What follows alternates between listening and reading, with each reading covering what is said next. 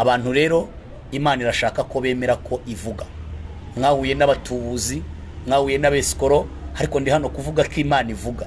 Tumaze gucika umugongo inshuro zirenga 3. Ibyo rero je nkimara kubibona, mfite uko ndi gusenga, mfite nuko ndi gusengera kugira ngo hatagira ibindi byago bibe byabaho.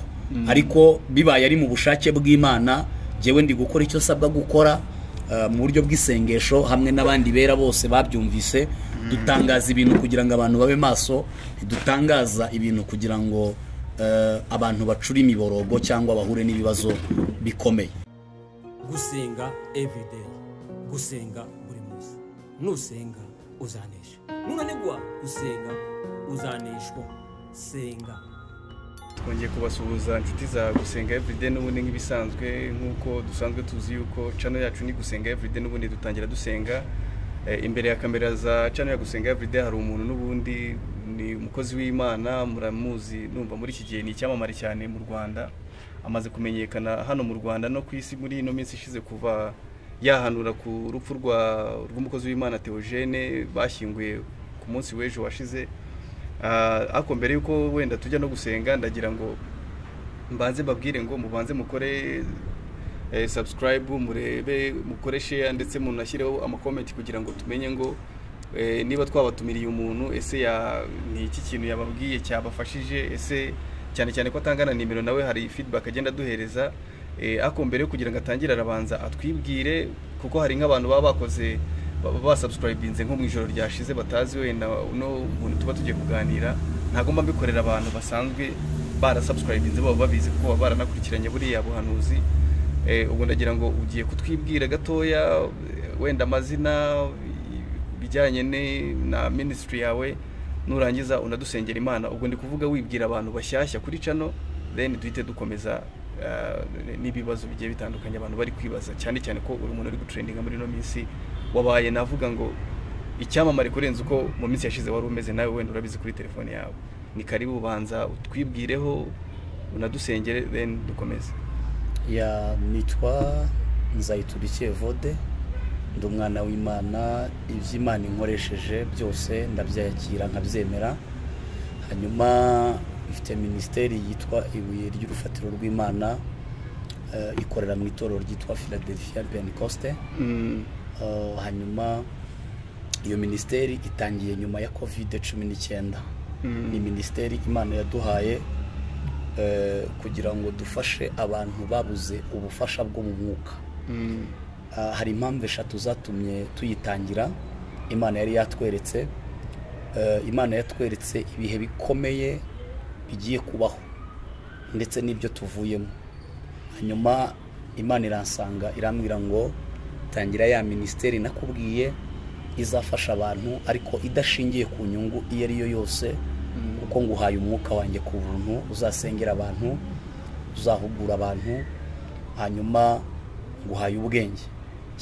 Cya kabiri, iyo ministeri yatangiye mu buryo bwo kugira ibintu ihindura mu bijyanye n'amadini n'amatorero, kuko hariho nk'igihe abantu bagiraga ibibazo, ugasanga ukeneye umushumba wawe, imyaka 2 gashira uri gushaka umushumba ugushumbye utamubona.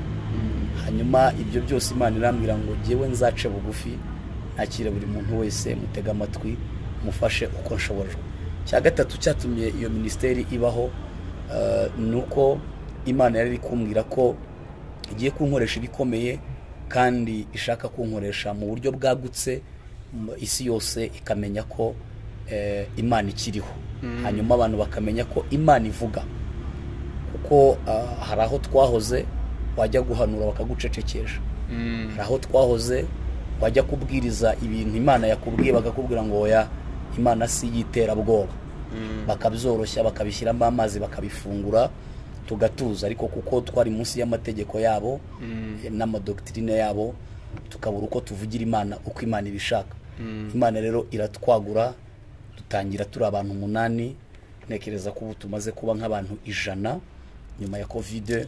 So rero ndumva nubwo niyo myirondoro yacu na ministries yacu, kandi buri wese wifuza kuyibamo nikaze ni karibu. Niba ukeneye Imana ivuga, Imana iracyavuga. Niba urwaye indwara zananiranye ngwino dusenge. Ntabwo ari bimwe by'ibipindi, ntabwo ari bimwe byo kwestara. Imana iri muri twebwe kandi ikorera muri twebwe kuko ni isezerano yaduhaye. Hanyuma ku kijyanye no gutraininga muri no minsi, sije uri kwamamara, ahubwo Kristo mvugira ari kwamamazwa mu mahanga yose. Ariko kuko nanone ndi ndogobe yicayeho, urumva shobuja iyo agiye ahantu nawe icyo cyubahiro gifataho, ubwo buntu ubufataho. Ndi cyana cy'indogobe Kristo yicayeho ari kuburira isi n'amahanga. Cyubahiro rero si cyanjye, ni cy'Imana, ni Kristo wavugiye muri njyewe, ni ukwiye icyubahiro muri iki gihe. Ibendera rye nrizamurwe mu bihugu byose, abantu bamenye ko akiri umwami w'umugwaneza, akiri umwami w'amahoro, akiri umwami ukiza indwara, uvura imvune zo mu mitima, ndetse ukuraho imbaraga zose zirwanya umuntu. Nicyo rero navuga ku bijyanye n'imyirondoro yanjye hamwe na ministries yacu. Imana iduhana umugisha. Ndumva watubwira amazina nabwo yavuze, wavuga amazina. Nzayiturikiye Vode, hanyuma ndi umurevera pasteur.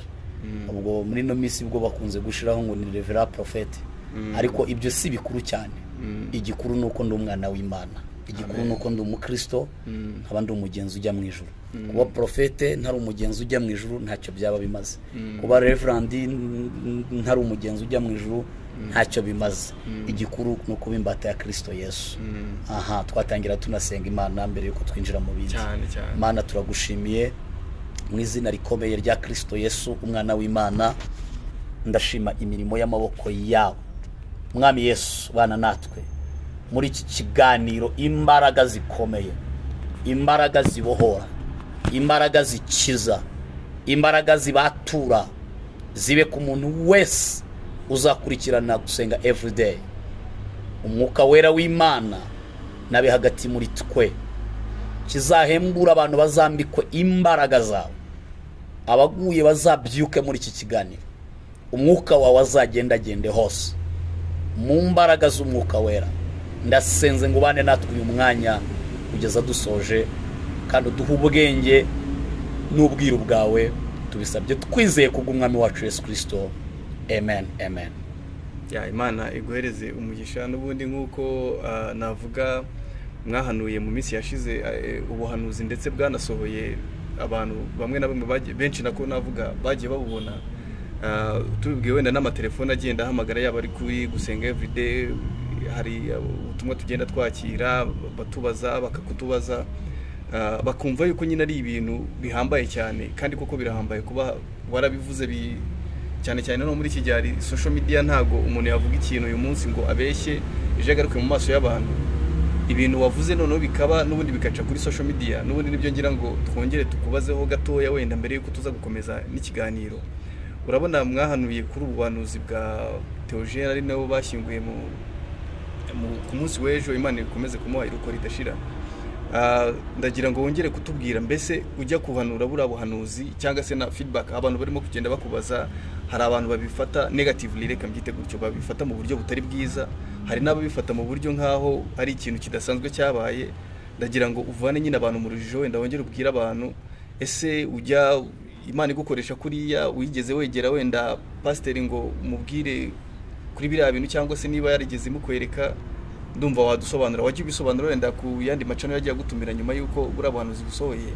Ndagira ngo n'ubundi natwe abantu bagiye bakurikirana cyane cyane kuri Gusenga everyday, wongere ubahe muri makeya ukuntu ubuhanuzi bwaje, ukuntu bwasohoye, n'ukuntu aka kanya uri kubifata, n'ukuntu abantu bari kubufata muri no minsi. Ndabanza mbere ku kibazo cya mbere cy'uko abantu bari kubifata cyangwa se uko abantu bari kumfata. Ndahera ku bakozi b'Imana batandukanye dukorana umurimo w'Imana inaha mu kino gihugu cy'u Rwanda. Hari bamwe bahise batangira kuvuga bati nitwe twabivuze, nitwe twabihanuye, nitwe twagize gute. Nizo saga zabanje. Ibyo rero nabyo bikaba byamviriyemo ko abantu benshi batandukanye bangiriye amashyari, kuko Imana inyura muri njyewe. Ibyo ni ibisanzwe, ariko kuko nyine umuntu ari umuntu, Imana iri kuturwanira intambara nziza. Hanyuma uko abantu rero bari kubyakira, hari ababifashe mu buryo bubi, baravuga bati ntabwo wari guhanura ibintu bikomeye kuriya, biri bunyeganye z'isi kuriya, nurangiza unadesize uvuge ko muri uku kwa gatandatu biraba. Nako abantu bari gutindaho kariya sinzi niba mwaza kugakina nanone kariya navuze Imana yamvugiyemo iravuga ngo ibyo bintu muri uku kwezi kwa gatandatu biraza gusohora. Bamwe rero bavuze bati washyizeho akadomo uvuga ko birasohora, ndagira ngo mbanze mbwira abantu ko sijye wikoresha. Mbaye ndi jewe ntabwo naza kuri kamera najya gukora ibindi. Ndi igikoresho cy'Imana, ndi umuyoboro w'Imana, ndi indogobe Kristo yicayeho ajya aho ashaka, anjyana aho ashaka. Hanyuma Imana yivuze ngo vuga jewe ndavuga, ariko sijye usohoza. Sinanjye uhagarika ibintu, ahubwo Kristo wampaye ubutumwa niwe ushobora guhagarika ibyo yamvugiyemo mu gihe twasenze, ariko dushobora no gusenga nabwo ntabihagarike. Mbere ya byose rero reka tubanze twihanganishe abantu bose, mwene data twamubuze, ariko hari ibyiringiro ko mu gitondo cy'umuzuko tuzongera kumubona. Tuzakakambana ikirere hamwe n'abera bose. Yagiye ejo bundi, natwe ejo bundi tuzagenda. Nta muntu uzamara imyaka 200 ku isi, nta n'uzamara 180. Ariko kandi mvuga nti nkuko nabisobanuye kenshi, Imana yambwiye ko niyo tere ya nyuma yivuga butumwa imuhagaritseho. Nabashije kujya kumuherekeza mu rusengero n'ahandi hatandukanye. Mukuri urebye abantu bamaze kwihana, bamaze kwatura ibyaha muri iyi telefone yanjye kubera urupfu rwa gutaha kwa mwene data, ubona ko Imana yari ifite inyungu muri uru rupfu kwa Pasteur Theogene. Yari bifitemo inyungu zikomeye cyane, ariko akenshi inyungu z'Imana sijyo zo nyungu z'abantu. Abantu tureba ibifatika, ariko Imana ireba ibidafatika, kandi mu bidafatika ni Imana ikuri bifatika. Iravuze ngo Imana yamaze gufata ubugingo bw'amamiliyari ku isi, yo iri muri celebration. Mu gihe twe turira kuko yari umuvuga butumwa mugenzi wanjye, ndetse hanini twanakoranye umurimo w'Imana mu itorero rya ADPR, twavuganye ubutumwa muri za ADPR zitandukanye, muri Edeni n'ahandi. Imana rero iyo yisubije umuntu wayo ni inyungu zayo. Hanyuma umuririmbyi yaririmbye aravuga ngo gupfa ku mukristo ni inyungu kuri Kristo, kandi ni inyungu ku mukristo uwo ari we wese. So rero icya kabiri nuko hari abantu bari kumfata mu buryo bavuga bati ni wowe eri y'Imana ihagurukije ngo wongere uzanza muri cyubahiro cy'Uwiteka kigaruke mu gihugu ndetse no ku isi yose. Abo turi kumwe mu murongo umwe, kuko njya guhagurutswa n'Imana kuri social media nahoraga ndira. Nareba social media nkarira, nkabona amamiliyari y'abantu ari kurimbuka ayobejwe n'abiyita abakozi b'Imana. Bamwe bajyaho bagatuka abandi bajyaho bagasebya abandi bajyaho bagavuga ibidakwiri, abandi bajyaho bakacurika Bibiliya. Ndimo ndira ndi ku musozi, Imana irambwira ngo manuka, genda ubambwirire ko nyujijemo umweyo, abanjye bagiye kugaragara ndagosoye. Icyo gihe ndabyibuka nagiye muri alarme, mfite umweyo umukubuzo, uyu mweyo munini umeze nka rakrete. Ntinguka ku gitangazamakuru cyitwa Impemburo TV. Nyuma yuko mvuye aho ngaho ntambukije ubwo butumwa, nibwo mwatangiye kubona abantu kuri social media, ukabona uwiyitaga pasteur ejo baramubwiye batariki ibi n'ibi, ugasanga biramucanze. Kubera iki? Biri mu bushake bw'Imana. Imana ihita twikurura rero abari bitwikiriye isura yayo bayibeshya. Hanyuma ninjira muri social media ntabishaka, ariko ninjiramo ku buryo byageze n'igihe ndabikwepa. Byongeye guhaguruka vuba cyane rwose, byagezeho ndabikwepa. Irambwira ngo rero genda uhanure, genda uvuga ibi n'ibi. Bimwe ndabivuga barabyumva, ibindi ntibabyumva, abandi barampamagara niterabwoba n'ibiki. Nyuma rero nibwo yambwiye ngo genda utangaze ko habayeho ibintu bibiri bikomeye, abantu nibataba amaso.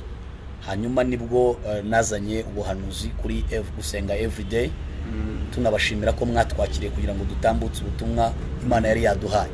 Ariko komuteri sinari mbihanuye nk'ushaka ko biba, ahubwo nari mbihanuye nk'uwemereye Imana kugira ngo abantu babe maso, basenge, igihugu cye gucika umuborogo ndetse n'isi yose muri rusange. Ariko kubera ko abantu bamaze kwandura kuri social media, umuntu yahanuye bahita bamutwara muri sanse y'ababandi bamenyeranye nabo. hanyuma bakabica amazi bamwe abandi bakavuga se iravuga ejo bundi ibi n'ibi ariko kandi nyuma y'uko mbihanuye nafashe umwanya wo gusenga mbaza Imana ninde muri abo bantu babiri irambwira ngo mu gisata cy'iyobokamana hapfuyemo umuntu ukomeye hatashye umuntu ukomeye yo yambwiraga gupfa kuko nyine nicyo kinyarwanda twumvikanaho n'abandi bantu benshi kuko tuba tubwira abantu bakijijwe n'abadakijijwe irambwira ngo kandi abantu basenge cyane kuko nyuma y'uko uwo mwiyobokamana apfuye no muri politike harapfundi hanyuma mfata umwanya wo gusenga nyuma y'uko mbutambukije Imana yanga kumpishurira umuntu ugiye gupfa yaba uwo muri politike yaba n'uwo mwiyobokamana ukuri rero iyo nza guhishurirwa ko ari Pastor Theogene ntabwo nari gufata umwanya mutoya nari gufata umwanya uhagije nkagenda nkanasasiwe nkavuga ni wenda utahe wenda twamenye uko ibintu bihagaze ariko kuko Imana ari umukozi w'umuhanga ubwira ubwayo burahambaye gusa ibimenyetso byose yari yatanze niko byagenze yampaye ibimenyetso ariko inyuma umuntu irambwira ngo hazavugwa amagambo menshi abantu bazacura umuburogo mu gihugu ababyeyi bazarira abagabo bazarira abakobwa bazarira isi yose izubarara bazamenya ko ndi Imana ivuga kandi gakora rero umwene data mushumba mugenzi wanjye ubu yageze mu bituza byo kwa Abrahamu hakuno ya Yorodani turi kurira ariko hakurya ya Yorodani abera barimo bararirimbana indirimbo z'itsinzi nubwo buryo rero nasobanura ibijyanye n'ubuhanuzi ntago ariko twikoresha ndetse sometime abenshi bakunda kumbwira ko nta mushumba ngo ukwiriye guhanura ariko kandi siko imyemerere yanjye imeze ministeri yacu twemera ko guhanura Imana ivuga niba abapfumu babeshya bavuga ko daimoni zibavugiramo zigatangaza ibizaba abandi nabo bakaba bavugana n'imyuka yo mu mazi abandi bakavugana n'imyuka yo mu birere by'abamedi n'abapresi n'abafirimaso n'abandi n'aberiminati bakamenya ibyenda kuba nibigize gute n'abapfumu Kristo ntabwo ari utavuga si wabaye ikiragi abantu rero Imana irashaka ko bemera ko ivuga mwahuye n'abatubuzi mwahuye n'abesikoro ariko ndi hano kuvuga ko Imana ivuga ikindi kuri buno buhanuzi waruvuze uti habayeho kuzamurwa cyane mukuri buri kintu cyose Imana igishakamo inyungu zayo buri kintu cyose Imana igishakamo inyungu zayo ariko kandi nitwishimiye ko twazamukiye ku rupfu rw'umuvandimwe ahubwo twishimiye ko uwacu yatashye yarakoze imirimo myiza mu bwami bw'Imana ikindi abantu benshi bakaba baramenye Kristo bimunyuzeho nicyo rero twasobanura kuri buno buhanuzi hari abari kubwiyitirira kugira ngo batuburire abantu bitonde cyane ikindi umuntu wo guhamagara niba uhamagaye banza ubaze ni Pastor Evode cyangwa se ni umukozi w'Imana Nzayitubikiye Evode uwo muntu nakwemerera mukorane ariko kandi urasanga ari jewe hanyuma ni wumva atari jewe ijwi ryanjye muba muryumva hano kuko hari umuntu ushobora gukora amanyanga yitwaje izina ryanjye muri kino gihe cya none kuko byatangiye kuba hari abantu bampamagaye bambwira bati nimero yawe twari twarayibuze twitabwe n'abantu tutazi twadukoreye ibi n'ibi so rero mwitonde kandi mukorane ubushishozi nimero yacu ushobora kutubonaho ni 078 02 89 885 078 02 89 885 so mu minsi iraza kuza ntekereza ko muzajya muyishyiraho hagana hasi kugira ngo abantu batazakora amanyanga mu izina rya Evode izina ry'Imana rigatangira gutukwa Satani gushaka izindi nzira urakoze cyane ya numva n'ubundi ahantu byagiye bituruka ahantu byagiye bituruka nuko hari nk'ahantu wagiye utanga ibiganiro hatandukanye noneho iyo umuntu agiye ku-uploading ikiganiro hari ikintu bita gupininga inimero cyane cyane iyo usanga izindi channel zipininga nimero zabo nk'izo nimero n'ubundi ukaba wenda tuvuge nyiri channel akaba atari umuntu ukunda kuba ari kuri navuga kurikirana ibiganiro byabereye kuri channel ye nkuko nshobora kugira channel ariko umuntu abantu bayikorera ari abantu benshi batandukanye umuntu wagutumiye baza gupininga ya nimero umuntu yaza guhamagara bakitabwa n'umuntu utigeze atekereza yuko atazi n'ibyo bintu uko biri kuba. Yego. Ariyo mpamvu nyine nk'uko bigize clear nk'uko utanze nimero bwo barakumva. Ikindi kintu ngira ngo wenda mvuge kuri ubu buhanuzi wenda nagiye mbona muri ino minsi nabonye hari abantu bagiye bavuga yuko bari barabwiye Pastor Theogene baze basengane. Hari nk'uwo nabonye yaravuze ngo yaramaze amezi menye ari 6 hari niba ataratanu ngo yaramubwiye ngo azibasengane. Theogene aramubwira ati ibyanjye ngewe ndabizi. Ese koko ni ngombwa yuko tuvuge n'urugero niba umuntu azapfa na twaganije Pastor Mpazibirega aratubwira ko umuntu igihe umuntu azapfira Imana ibikizi ariko gupfa kwe ashobora kubigiramo niwe ubigiramo uruhare. Noneho nkibaza ngo niba Theogene yarapfuye nawe ushobora wemeranwa n'abavuga yuko yari yaratambweho ibitambo kuko nabyo byagiye bivugwa. Ese wemeranwa n'abavuga yuko ari igihe cyo gusarurwa ko cyari kigeze, wowe ubifata gute nyuma yuko wahanuye ibyo rwabo? Uburyo mbifatamo nemera ko abantu batamba abandi kuko bamwisi y'umwuka ibyo nzi ko bibaho. Abera iminati kugira ngo bazamuke bafite amaraso bamena, bafite n'ibindi bitambo batamba. Ariko kandi nubwo ibyo biriho bikaba byakorwa ku mukozi w'Imana, ngewe mu myumvire yanjye ni mu myumvire yanjye nemera ko niyo byaba byabaye Imana ifata bwa bugingo bw'umukozi wayo ikabukura mu maboko ya Satani. Satani wakaba yibwira ko yamutanze yamufashe, ariko Imana ikaba yamaze kumubika mu bugingo bwayo. Rero kuba babikora cyangwa batabikora ibyo abantu n'abantu bakora ibyabo, ariko icyo mpamya nuko Theogene hamwe n'imirimo yakoze n'uburyo yari umukristo, icyo nahamya nuko yabonye ubwami bw'Imana mu mirimo. Ngenzuriye mu mirimo agenzurira mu buryo yubahaga Imana. N'uwaba yarabikoze nk'igitambo ntabwo yaba yaratambwe kuzimu ngo agereyo. Byarabaye kugira kuko n'ubundi ntawe ubuze umuntu guterereza umuntu ihembe, ntawe ubuza umuntu kuroga. Ariko kandi Satani nta bubasha afite bwo gutwara ubugingo bw'umuntu wakoreye Imana mu gihe atarangaye. Keretse habayeho kuba harabayeho kurangara. Kandi numvise madamu wiwe atanga umucyo, yavuze ko ibyo bintu bari babizi ko umugabo we agiye kwitahira. Yagiye gusengera ahantu Imana iramubwira ngo hari ubugingo ikuye ahantu ibuteretse ahandi hantu. Iryo jambo rero rihisha ibintu byinshi. Abakeneye kubireba ubwo bazakurikire uko umuhango wagenze, bakurikirana amagambo mama Pastor yavuze. Kandi burya ibintu byose Imana yibibizi, ariko twese twebwe ntitumenya byose nk'Imana. So rero abaye yaranatambwe kuko ntabihakana, ariko nanone ntabyemeza, yaba yarabonye ubugingo kuko Imana ifite ububasha bwo kwambura umuntu Satani. Uwabikoze yaba afite icyo agendereye, ariko nanone kandi icyo yagendereye ntabwo yaba yakigezeho, kuko yewe nabaye mu mihango yose twari twuzuye umwuka wera, imbaraga z'Imana zari zihari, ubuhamya bwavuzaga ubuhuha. Burya rero mbwira abantu ko iyo umuntu atangirwa ubuhamya mu isi, n'ijuru riba rimutangira ubuhamya. Kuko niko kuri nemera. Ariko abatanga ibitambo byo barabikora kugira ngo bamwe bamamare, barabikora kugira ngo abandi babone ubutunzi. Rero gusa sinakwemeza ngo yatambwe cyangwa ntiyatambwe.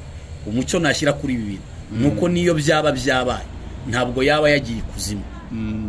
Imana ifite ubwo bubasha. Satani wakabazi ko yatwaye umuntu, kumbi Imana yo yamaze gukora, kuko ubugingo ni igikorwa cy'isi cyo mu isi y'umwuka.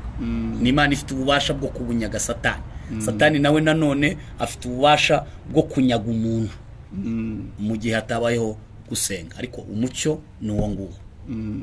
Mwene data afite ubuhamya bwiza, kandi iyo isi gutangira ubuhamya n'ijuru riba ritanga ubuhamya. Ubuhamya bwo kuko nkurikije nk'abantu nabonye bamuherekeje, nabonye abateruraga bari kumanuka baturuka hariya mu mujyi bamanuka barimo kujya gushyingura.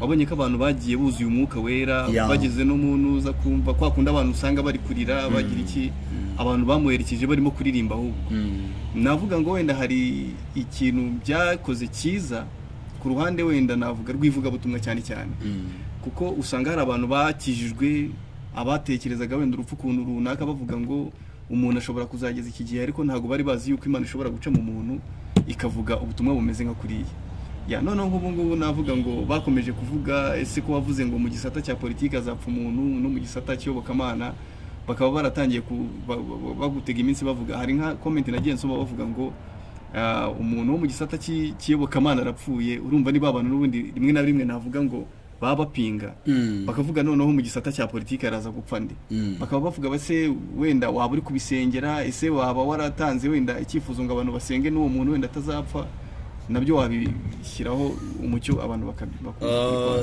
Jewe ndi umupastori ibintu biri politike ntago mbyinjiramo. Impamvu ninjiye deep mu mwiyobokamana nuko pastori yari umukozi w'Imana mugenzi wanjye. Politike ifite abayihamagariwe nanjye nahamagariwe kwigisha ijambo ry'Imana. Ariko kandi ibyo niyo yaba harimo gusengerwa no gukorerwa ibindi bikorwa byaba biri kuba mu bwiru bw'Imana ndetse no mwibanga rikomeye ry'amasengesho. Si ngombwa rero ko abantu bishimira ko tuvuye muri COVID-19 abantu barahungabanye, ubukungu buratikiye mu gihugu, tuvuye muri mu biza byabaye harya ntara bayita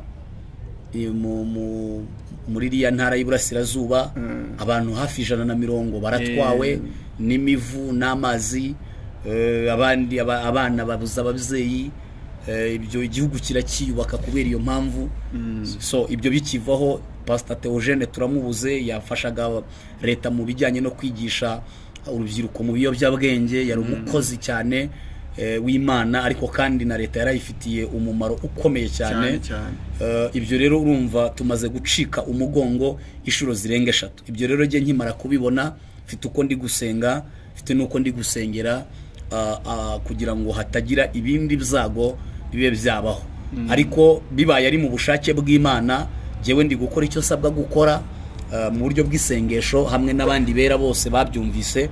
Dutangaza ibintu kugira ngo abantu babe maso, dutangaza ibintu kugira ngo abantu bacura imiborogo cyangwa bahure n'ibibazo bikomeye.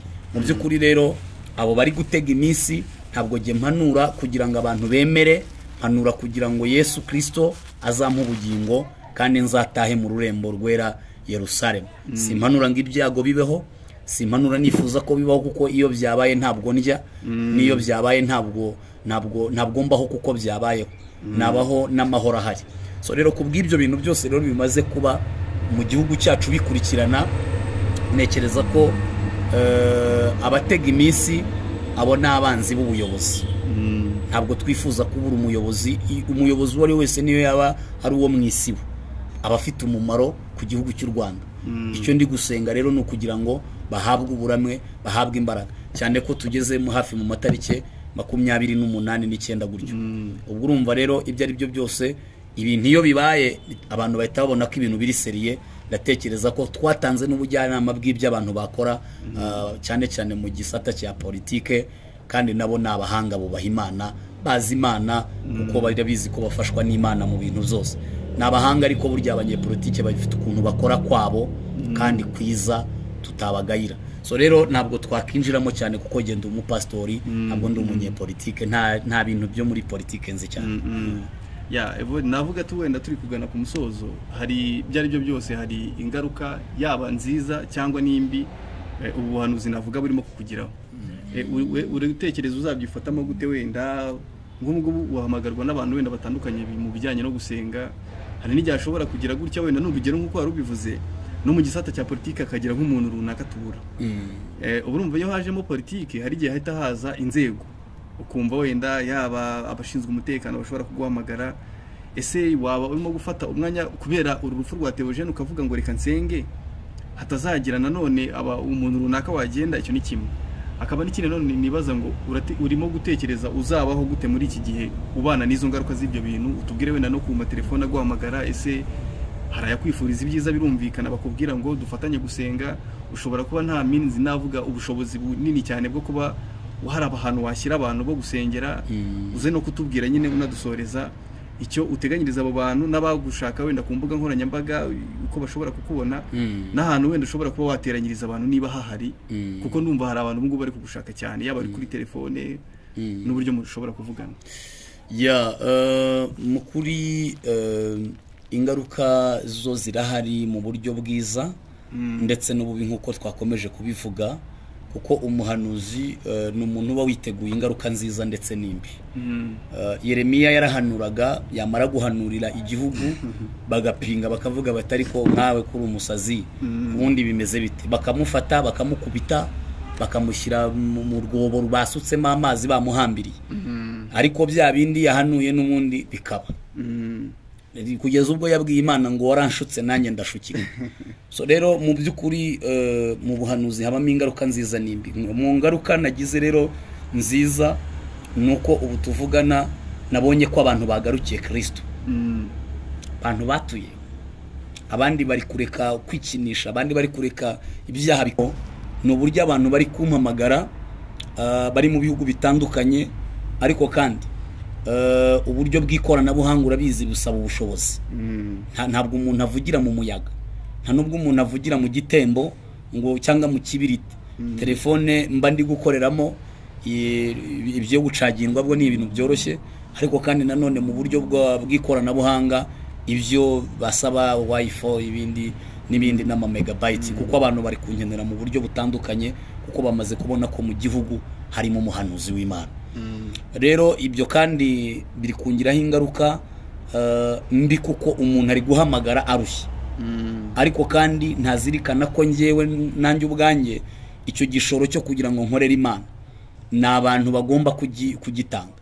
Uko niba ndi gufasha umuntu ku ikoranabuhanga ari kuvugira kuri internet megabyte, nanjye ndi kuvugira ku zindi, ndimo ndakora umurimo w'Imana. Nibyo rero harimo imbogamizi zijyanye n'ubushobozi bujyanye n'iby'amafaranga, ariko kandi nanone kuko Kristo atari umukene azajya dufasha uko dushobojwe, kuko ni kubona ko abantu barakomeretse cyane.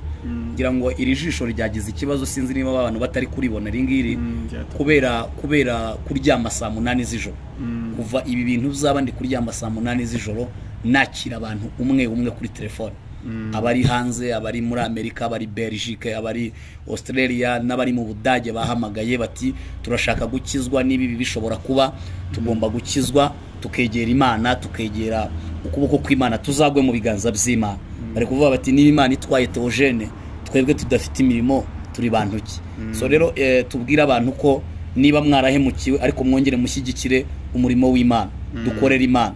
Nanjye natanze umubiri wanjye nk'igitambo kizima gishimwa n'Imana. Hari icyo warumbajije rero uvuga uti none ko abantu baguhamagara ari benshi, hari uburyo bwo kubateranyiriza ahantu.